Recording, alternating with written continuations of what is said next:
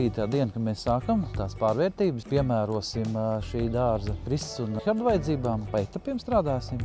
Tehnika jau ir klāta, ja, tūlīt sāksim darbus.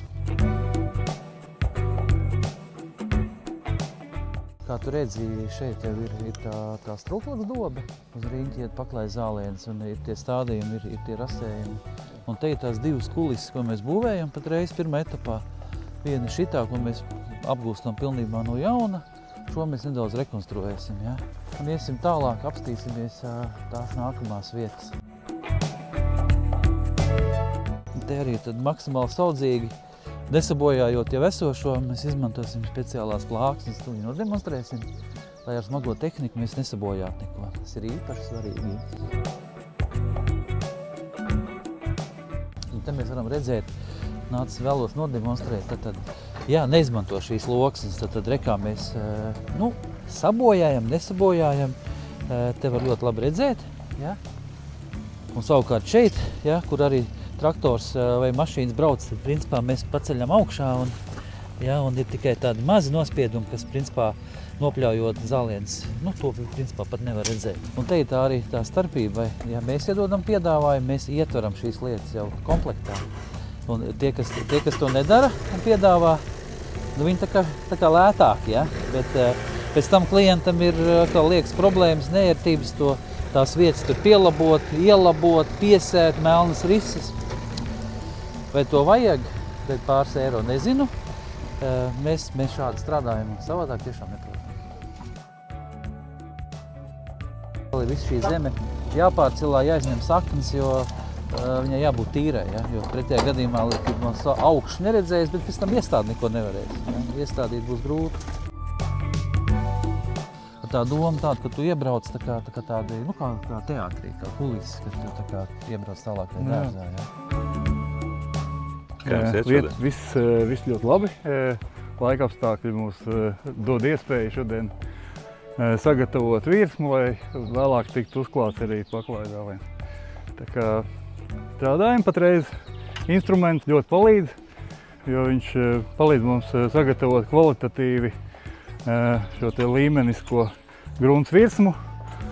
Un tad paliks patīkamākais klāt pašu zālienu. Tā kā svarīgs moments un mēs ceram to drīz pabeigt, lai varētu jau turpināt ar to galveno daļu, kas arī dos to vajadzīgo vizuālo efektu. Jauna zālīte. Zāle tika nogriezta vakardien, tad šodien viņa jāuzliek. Tad jau baigi viss iet laikā, termiņos. Jā, veicās. Yep. Veicās, un tad, ja vēlāk būs lietus, tas pat mums palīdzēs, jo tad, kad viņš būs uzklāts, viņam vajag kārtīgi iedot padzerties.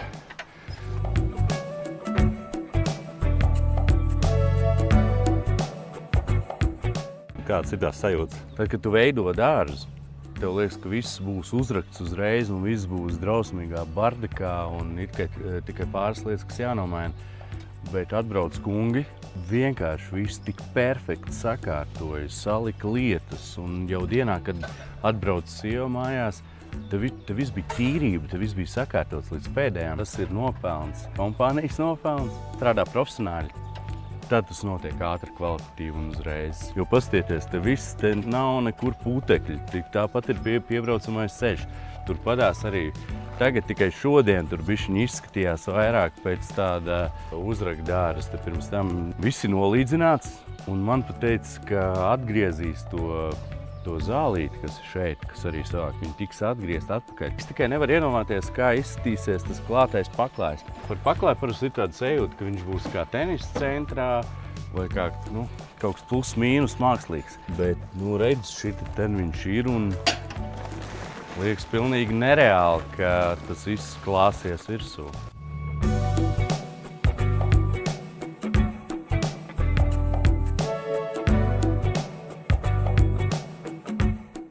Iepazīsimies ar objektu dabā. Šitas ir konceptuālais plāns. Šitā ir tā vieta, doba numur 1. Mēs ķeramies klāt šīm te divām kulišu dobēm. Ļoti labi no visām pusēm var kopt pēc tam. pareizos attālumos sastādīts viss. Tad šeit ir izcinājums, kā mēs varam tikko stādīt stūģi zīžogas lielos stādījumus, tad salīdzinoši lētiem līdzekļiem iegūt vēlamo rezultātu, lai nav cilvēkam jātērē laiks. Jo tad, kad augs ir iestādīts, viņš ir sākotnējā periodā, es teiktu, lielie dištādi jālai ir 2 gadi noteikti, jā, bet nevar arī pārliet. Tā ir otra problēma. Un šajā gadījumā mēs panākam ar šīm te kapilārajām ūdens trubiņām to, kad to izdara mūsu vietā. Mēs vienkārši pievienojam ūdens šļūteni uz ātro savienojumu un atstājam viņu uz pusstundu, un tad vajag vienmēr, kā teikt, pirkstu paraudzīt, vai viss ir kārtībā. Tagad mēs viņus redzam, bet tad, kad mēs pabeigsim šo dobi, tad viņi viss nomulčējās un, principā, tās trūbas tiek pieslēgtas. Ja? Viņas nevar redzēt. Cilvēki pārcenšās, jo viņi domā, es tā kārtīgi saliešu, man kārtīgi augs, un ir gluži pretējs rezultāts. Pārlej un īsti neaug. Ja? Gaidījām mēs tevi. Lūk, skaistums ir. Mēs esam glīdenes stādaudzētāji, nodarbojamies arī ar apzaļumošanu, galvenais ar stādu tirzniecību, izplatību. Teiksim, mūsu spēcīgais lauciņš ir graudzāles, kuras mēs paši ražojam, un arī ar kolēģiem sadarbojamies un piegādājam viņiem augus. Augu sagādi ir viena no sarežģītākajām vispār lietām, jo tā jau šķiet, tu aiziet pie klienta, dobītē viss tur smuki augu un liekas, kā es aizbraucu kokodzētāju, paņēmu, atvedi saliku. Diemžēl tā nenotiek, jo kā jau runāju, tad daudz kas nav, daudz kas jāmaina no stādiem un jāimportē vispār, ja? Šāds nav pat uz vietas. Tāpēc forši, kad ir Blīdene kā sadarbības partners, kur palīdz šos jautājumus risināt. Ja? Šī tā diena, ka es beidzot varu būt kopā ar saviem superīgajiem darbiniekiem, plecs pie pleca, un lai saprastu, kā viņi jūtās. Ja? Mulči ir viena no labākajiem risinājumiem. Mēs izmantojam 1530 frakciju, tieši šī. Man liekas, viņa ir ļoti laba. Nav rupja, ar mazu koku skaidām jau daudzām mulčām, kas ir lētāks. Šīs te skaidas krietni vairāk. Arī tāds rupjās saucamās eglas mīza klāti vairāk. Es uzskatu, ka mulči ir viens no tiem, kas iedod arī dobei tādu, teiksim, vienotu skatu. Svarīgākais ir tieši dobi formas dārzā. Tas, kas tajā dobē iekšā, manuprāt, tas arī ir svarīgi, bet reizēm tas ir otršķirīgi. Mēs tīksminamies par savu veikumu, vai ne? Vai būs labi, vai ne? Ir jau ideāli.